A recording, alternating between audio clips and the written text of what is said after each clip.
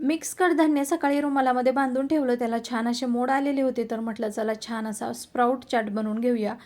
व्यवस्थित धुवून घेतलं, त्यामध्ये थोडंसं पाणी टाकलं, थोडीशी हळद टाकायची आणि चवीपुरतं मीठ टाकून घ्यायचं. हे व्यवस्थित मिक्स करून घ्यायचं आणि त्याच्या 2 शिट्ट्या करून घ्यायच्या कुकरला. यामुळे काय होतं, छान शिजलं जातं आणि खायला देखील छान टेस्टी लागतं. मात्र यामध्ये आपण पाणी थोडंसंच टाकून घ्यायचं आणि 2 शिट्ट्या करून झाल्यानंतर थोडंसं थंड झाल्यानंतर लगेचच आपण हा चाट बनवायला घ्यायचा. तर त्यासाठी मी या इथं एक छोटा कांदा, एक टोमॅटो, थोडीशी कोथिंबीर हे व्यवस्थित कट करून घेतलं, बारीक बारीक कट करायचं आणि सर्व जिन्नस आपण यामध्ये टाकून घ्यायचे, व्यवस्थित मिक्स करून घ्यायचं. हा जो स्प्राउट चाट आहे ना, हा ऑप्शन खरंच खूप हेल्दी तर आहे, त्याचबरोबर वजन कमी करण्यासाठी देखील खूप फायदेशीर आहे. संध्याकाळच्या वेळेस किंवा तुम्ही नाश्त्यासाठी देखील हे स्प्राउट चाट बनवून खाऊ शकता. व्यवस्थित असं मिक्स करून घेतलं आहे. डायरेक्ट कच्ची कडधान्य खाण्यापेक्षा असं करून खाल्लं तर खूप छान.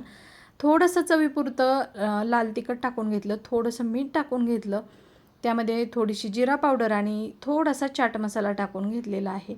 हे सर्व व्यवस्थित मिक्स करून घ्यायचं आहे. जर तुम्हाला चाट मसाला नसेल टाकायचा तर तुम्ही स्किप करू शकता, परंतु चव मात्र चाट मसाल्याने अगदी कमाल येते. संध्याकाळच्या वेळेस इथं छान अशी मॅच चालू होती आणि आव्हानचा आणि पिलूचा फुल एन्जॉय चालू होता.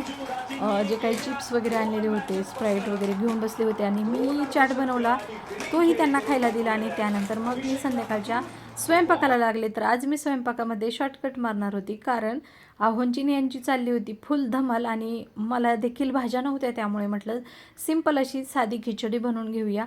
तर सिंपल पद्धतीने बनवलेली खिचडी पण खरंच खूप छान लागते.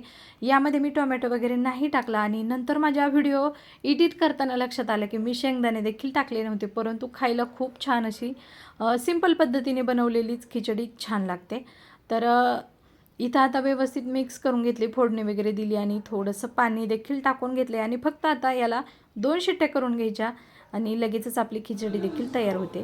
स्प्राउट मात्र मी जेवताना घेतलेली होती आणि कमाल अशी खिचडी सोया स्टिक्स घेतले आणि मी मात्र झोपून घेतले आणि या दोघांची मॅच पाहणं चालू होतं आणि अचानक फटाक्यांचा एवढा जोरजोरात आवाज येऊ लागला, तर माझ्या लगेचच लक्षात आलं की इंडिया जिंकली. आजचा ब्लॉग असा होता, कसा वाटला ते नक्की सांगा. व्हिडिओ आवडल्यास लाईक, शेअर, सबस्क्राईब जरूर करा. पुन्हा भेटू नवीन व्हिडिओसोबत.